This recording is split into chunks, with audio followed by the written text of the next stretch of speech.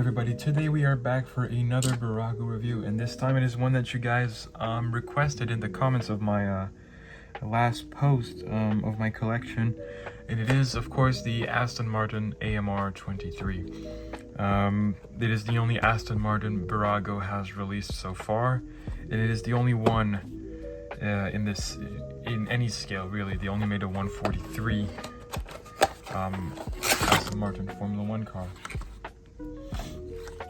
And so yes, I just put it in a box. And speaking of the box, actually, I think the Aston Martin, when it came out, it was the start of the more simpler boxes. There's not a lot of design on the box and on the inside. And most boxes from 2024 cars actually are like that, which is a bit disappointing because if you looked at previous year boxes, they had a lot more going on with them. So I have both drivers here, but this one is Fernando Alonso. I do have Lance Stroll. This is actually one of my favorite Bburago cars. It just has a lot of detail. It is one of the better detailed ones. And one major thing is this right here. That makes a lot of difference. The little rain light here. And just the floor edge is very detailed compared to, say, an RB19. If I could just get one right here. RB19 has nothing.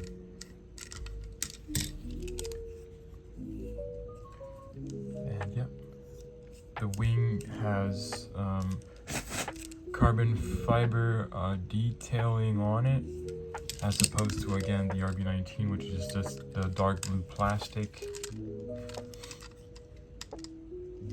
The front wing, I mean, most of the time it does. But the suspension also has carbon fiber detailing. I love the color, I love the finish. They got a really, really nice metallic finish here. The sponsors are all here in place. There is not a lot that I can say about this car that is bad, really. I actually, now that I'm looking at it again, I'm trying to find if anything is really, really bad about this car, apart from the fact that, you know, it's a slightly lower quality model compared to like Spark or Mini Champs, but this one is really, really good, to be honest. Obviously the axle is chrome. That's one of the things I do on my custom cars. I sometimes paint them black. I do have here an MCL38. You can't quite see it, but this right there, I painted it black so that it blends in more with the suspension. And I do that often with my cars, but this one from the top, you can't really see it as it's covered by a plastic piece. It's only at the bottom. And the rear on the rear suspension, they're usually more subtle, but they're very good. So there they are. Obviously, these cars look a lot like the Red Bulls, the RB19s, and at the start of the season, they did perform similarly until the development pretty much halted. It's honestly very, very disappointing. I wish that Fernando Alonso would have gotten more wins, you know, to his name, but unfortunately, he didn't get to do that. One of my favorite Formula 1 cars ever. I actually prefer it over the RB19, not just the model, but the car itself. I think it looks better. But the RB20 is better in my opinion, better looking than the. I just love the design of the shoulders and the side pods and everything. Yeah.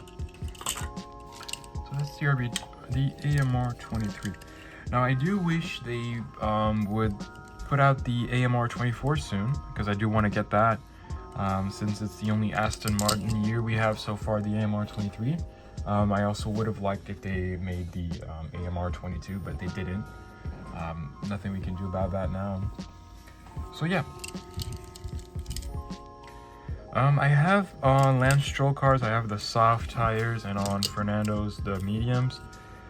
These are actually new mediums from newer Formula 1 cars You can identify them by the little more marking on there, and the soft tires just are soft tires.